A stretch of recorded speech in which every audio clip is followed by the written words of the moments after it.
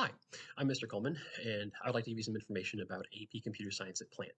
Now, there are two different classes that we offer here. There's AP Computer Science Principles and AP Computer Science A.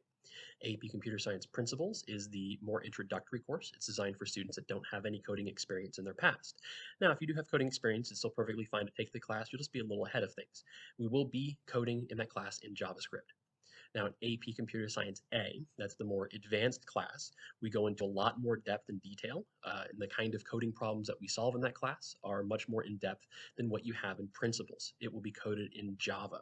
My recommendation is that if you've taken no computer science before, start with principles, and then if you like coding, go on to A.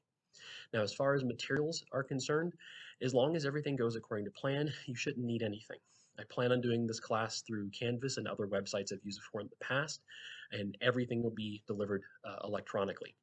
So for brick and mortar or e-learning, the only thing you'll really need is going to be a computer and an internet connection. And if you're here at school, then you will be in a computer lab. But any kind of notebooks or anything else will all be handled electronically.